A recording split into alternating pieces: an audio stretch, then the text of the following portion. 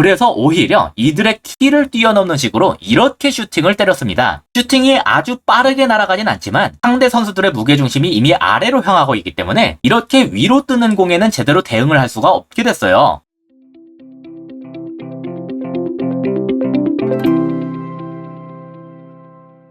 안녕하세요. 축구 보는 기자 축복입니다. 손흥민이 벌리를 상대로 3골을 넣으면서 해트트릭을 기록했는데요. 득점 자체도 멋있었지만 거기까지 이르는 과정이 정말 멋있었어요. 먼저 손흥민은 오늘 이전과 다르게 원톱으로 나왔는데요. 원래 손흥민이 맡고 있던 왼쪽 윙어엔 솔로몬이 나왔습니다. 그리고 기본적인 전술 자체는 똑같이 가져갔기 때문에 지난 영상에서 말씀드렸던 내용이 거의 그대로 나왔는데요. 간략하게만 되짚자면 토트넘이 공격을 할 때엔 이런 모습을 취하는데 그 중에서도 최초로 주목을 해야 될 건 골키퍼가 볼을 잡고 있을 때 이 골키퍼가 센터백들 사이에 위치하면서 마치 3백의 일원처럼 활동한다. 그리고 그들 살짝 앞에 비수마가 위치하면서 다이아몬드 같은 형태를 취한다는 것이다. 그리고 그 다음으로 주목해야 할 것이 이 센터백들 앞에 있는 이 4명의 모습인데 이들이 적절하게 위치를 가져가면서 패스 루트를 확보하는 것이 토트넘의 전개 성공 여부를 결정하는 데 있어서 아주 중요하다. 이렇게 말씀드렸었는데요. 손흥민의 첫 번째 득점 장면에서도 이런 모습이 그대로 나왔습니다. 보시면 이렇게 4명이 다이아몬드 형태로 위치하는 중이죠. 그리고 지금은 골키퍼로부터 로메로한테 볼이 넘어간 상황이에요. 이러니까 바로 번리의 공격수 하나가 로메로한테 달라붙고 있습니다. 원래 이 선수는 포로를 잡고 있었기 때문에 그 포로한테 향하는 패스기를 차단하는 루트로 압박을 시도했어요. 여기에서 첫 번째로 중요했던 게 바로 포로와 사르의 움직임이었는데 보시면 포로는 지금 측면으로 빠지고 있고 사르는 중앙에서 내려오고 있는 중이죠. 이러니까 로메로로부터 포로한테 향하는 패스길은 막혔지만 중앙에 있는 사르한테 넘길 수 있는 길이 새롭게 생겼습니다. 그래서 로메로가 바로 중앙에 찌르면서 전개가 이어졌어요. 그리고 그 사르가 측면에 벌리고 있던 포로한테 다시 넘기면서 순식간에 벌리의 전방 압박을 벗어날 수가 있게 됐습니다. 이러한 후방 구조를 통해서 순간적으로 여기 있는 벌리 선수한테 2대1을 걸게 됐기 때문에 여기에서 포로가 볼을 가지고 전진하는 것을 제때 막아줄 수가 없었어요. 그리고 이것이 손흥민의 득점에 굉장히 결정적인 영향을 끼쳤는데 벌리는 오늘 전방에 굉장히 많은 숫자를 투입하는 컨셉을 보여줬습니다. 이 말은 후방의 숫자를 줄이는 리스크를 안게 되더라도 토트넘이 후방에서 패스를 원활하게 뿌릴 수 없도록 만들겠다는 걸 의미하는데요. 그런데 방금 토트넘이 패스 플레이를 통해서 이걸 아주 잘 풀어냈죠. 그래서 포로가 볼을 뿌리기 직전의 상황을 보시면 토트넘의 3톱을 번리가 죄다 1대1로 막을 수밖에 없는 구도가 됐어요. 그리고 이렇게 1대1 상황에서 손흥민을 막아내는 것은 최상위 클럽에서 뛰는 수비수라도 아주 힘든 일입니다. 근데 지금 번리가 바로 그런 상황에 처해진 거죠. 그래서 이 오른쪽 센터백의 수비를 돕기 위해서 이 오른쪽 풀백이 중앙으로 크게 좁혔어요. 당장 솔로몬을 버리더라도 지금 볼을 갖고 있는 손흥민을 1대1로 수비하도록 냅둘 순 없는 일이겠죠. 덕분에 손흥민이 볼을 잡는 동안에 재빠르게 달라붙을 수가 있긴 했는데요. 이러니까 손흥민 하나한테 안 그래도 딸랑 2명밖에 없던 최후방 수비수가 모조리 붙어버리게 됐죠. 그래서 손흥민이 굳이 무리하지 않고 바로 솔로몬한테 슬쩍하고 넘겨줬습니다. 이러니까 솔로몬이 거의 골키퍼와 1대1에 가까운 상황을 맞이하게 됐어요. 그런데 그럼에도 불구하고 사실 이 솔로몬의 침투까진 전속력으로 뛰어가서 잡아줄 수가 있었는데 이러니까 이번엔 다시 손흥민 쪽이 비워지게 됐습니다. 이게 수비수 숫자가 공격수 숫자랑 똑같기 때문에 발생되는 현상이에요. 최후방에서 아무래도 1대1로 수비를 하는 것은 부담이 될 수밖에 없거든요. 하지만 토트넘 입장에선 당연히 이걸 활용하지 않을 이유가 없겠죠. 솔로몬이 마지막으로 다시 손흥민한테 볼을 넘겨줬는데 상황이 매우 나쁘긴 했지만 어쨌든 필사적으로 거리를 좁혀서 손흥민의 슈팅각을 최대한 없앨라고 했습니다. 골키퍼도 최대한 몸을 펼치면서 동시에 아래로 무게중심을 가져갔는데 손흥민이 지금 오른발로 슈팅을 차려고 하고 있기 때문이에요. 가까운 골대를 노리는 건 골키퍼가 잡아주고 먼 쪽 골대를 노리는 건 수비수가 잡아주는 건데요. 다른 각도로 보시면 꽤나 괜찮게 거리를 좁힌 걸 확인할 수가 있습니다. 그런데 여기에서 손흥민의 판단이 굉장히 똑똑했는데 지금 죄다 다리를 크게 뻗으면서 무게중심을 아래로 향하고 있죠. 그래서 오히려 이들의 키를 뛰어넘는 식으로 이렇게 슈팅을 때렸습니다. 슈팅이 아주 빠르게 날아가진 않지만 상대 선수들의 무게중심이 이미 아래로 향하고 있기 때문에 이렇게 위로 뜨는 공에는 제대로 대응을 할 수가 없게 됐어요. 이런 결정적인 상황에서도 그러한 점들을 파악하고 정확한 슈팅을 구사한 손흥민의 침착성을 확인할 수가 있는 장면이었죠. 그리고 이렇게 손흥민한테 기회를 만들어줄 수 있었던 것은 토트넘이 벌리의 전방 압박을 풀어내면서 포로가 좋은 패스를 찌를 수 있도록 공간을 만들어준 토트넘의 전술적인 구조가 커다란 배경으로 작용을 했다. 손흥민의 첫 번째 득점 장면은 그렇게 정리할 수가 있겠습니다. 그리고 두 번째 득점 장면에선 손흥민의 또 다른 장점이 돋보였는데요. 지금은 왼쪽에서 우당탕탕 하다가 최종적으로 우도기가 볼을 잡고 있는 중이에요. 여기서 주목할 선수는 총 3명입니다. 솔로몬, 메디슨, 그리고 손흥민이죠. 먼저 지금 손흥민과 메디슨의 위치가 중요한데 지금은 손흥민이 원톱답게 가장 최전방에 위치하고 있고 메디슨이 공격형 미드필더답게 그보다 한 칸 아래에 위치하고 있죠. 하지만 우도기가 이렇게 솔로몬한테 볼을 넘긴 다음에는 약간 이게 달라지는데요. 손흥민은 아래로 내려가는 반면 메디슨은 오히려 앞으로 올라가는 중입니다. 그래서 둘의 위치가 서로 바뀌게 됐어요. 이렇게 손흥민이 살짝 아래로 내려온 이유는 간단한데 지금 여기 상황이 워낙 빡빡하게 진행되니까 솔로몬이 볼을 받더라도 즉시 압박을 당할 우려가 있다고 봤기 때문입니다. 그렇다면 솔로몬이 직접 앞으로 전진하긴 힘들어지겠죠? 그래서 손흥민이 살짝 아래로 내려와 볼을 받아주고 솔로몬이나 우도기가 침투하는 쪽을 향해 다시 넘겨주는 이런 연계 플레이를 하기 위해서 이런 움직임을 취한 건데요. 생각보다 우도기 쪽에 너무 많은 선수가 집중되면서 이렇게 볼을 넘길 필요가 없이 솔로몬이 직접 앞으로 전진할 수가 있게 됐습니다. 그러니까 여기까지만 보면 손흥민이 약간 붕 뜨게 된 건데 직후에 손흥민의 움직임이 매우 좋았어요. 지금 상황을 보면 왼쪽 측면은 솔로몬이 볼을 몰고 공략하는 중이죠. 동시에 중앙에서는 아까 앞으로 가던 메디슨이 침투를 하면서 상대의 센터백들을 모조리 뒤로 밀어버리고 있습니다. 그래서 상대의 중앙 미드필더와 수비 라인 사이에 약간의 공간이 생기게 됐어요. 손흥민이 지금 여기를 바라보고 있죠. 바로 여기에 생긴 공간을 자신이 점유하기로 결정했고 측면을 허물던 솔로몬이 이 공간으로 패스를 찌르면서 손흥민이 볼을 받을 수가 있게 됐습니다. 그리고 손흥민이라면 이 정도 거리에서 충분히 득점을 만들 수가 있는 선수였죠. 그래서 이 두 번째 득점 장면에선 메디슨이 센터백 라인을 밀어버리면서 발생하게 된 공간을 확인하고 적절한 침투 속도와 방향 설정을 가져가는 손흥민의 위치 선정 능력과 상대의 압박이 들어오기 전에 이 패스를 그대로 논스톱으로 처리해버리는 손흥민의 슈팅 능력을 확인할 수가 있었다. 이렇게 정리할 수가 있겠습니다. 마지막으로 세 번째 득점은 첫 번째 것과 비슷하면서도 약간 다른 면이 있었는데요. 지금은 메디슨이 후방에서 볼을 잡고 있는 중이에요. 이러니까 바로 전방에서 손흥민과 쿨루셉이 침투를 하려고 하고 있죠. 메디슨이 바로 찌를 수도 있겠다고 생각한 건데 실제로는 이렇게 포로한테 넘겼기 때문에 이런 식으로 연결이 되진 않았습니다. 하지만 여기에서 중요하게 볼 게 따로 있는데 바로 토트넘의 최전방 3명한테 하나씩 마크맨이 잘 붙어있다는 것이었어요. 거기에 좌측 센터백도 따로 있기 때문에 벌리가 플러스 1의 숫자를 확보하고 있는 셈이죠. 하지만 포로한테 볼이 넘어간 직후의 장면을 보시면 이 관계가 깨진 걸 확인할 수 있습니다. 왜냐하면 벌리의 왼쪽 풀백이 처한 상황 때문이에요. 이 선수는 원래 쿨루셉을 마크맨으로 삼고 있었죠. 그런데 포로가 여기서 볼을 잡으니까 위치상 포로도 이 선수가 잡을 수밖에 없었습니다. 즉 순간적으로 두 명을 혼자서 상대하게 되는 그림이 된 거예요. 그래서 이거를 해결하기 위해서 수비 라인이 전체적으로 한 칸씩 왼쪽으로 이동하게 됐는데 그러면서 아까까지 손흥민의 마크를 담당하던 이 오른쪽 센터백이 손흥민에 대한 마크를 풀어버리게 됐습니다. 물론 아무런 생각 없이 푼 건 아니고 오른쪽 중미가 내려오면서 손흥민의 마크를 대신하도록 만든다는 보험을 갖고 있었어요. 근데 문제는 그 마크맨 관계가 재정립되는 그 교체 타이밍을 손흥민이 순간적으로 재빠르게 노렸다는 것에 있습니다. 오른쪽 센터백이 떨어져 나가면서 동시에 오른쪽 중미가 아직 자기한테 제대로 붙지는 못한 바로 그 순간을 노린 건데요. 여기로 포로가 아주 적절한 타이밍에 패스를 찌르면서 손흥민이 아무런 마크를 당하지 않은 채 바로 득점 기회를 잡을 수가 있게 됐습니다. 오늘 포로는 비록 수비 상황에서 약간 고전하긴 했지만 이렇게 한 번에 찌르는 패스만큼은 기가 막힌 수준의 정확도를 보여줬어요. 그리고 손흥민의 침투 타이밍과 볼 트래핑도 그랬죠. 이 둘이 자신의 슈팅을 방해하기 전에 반박자 빠른 타이밍으로 가까운 골대를 노리면서 결국 해트트릭을 달성하게 됐습니다. 그래서 손흥민의 골을 집어넣는 결정력도 물론 모두 놀라웠지만 그 득점 기회를 잡는 데까지 보인 손흥민의 판단력과 전개가 이뤄지는 과정에서 보이는 움직임 같은 것들을 보면 공격수가 그냥 전방에 가만히 있는다고 기회가 오는 게 아니다. 똑똑하게 움직일 줄 알아야 기회를 잡을 수가 있는 거다.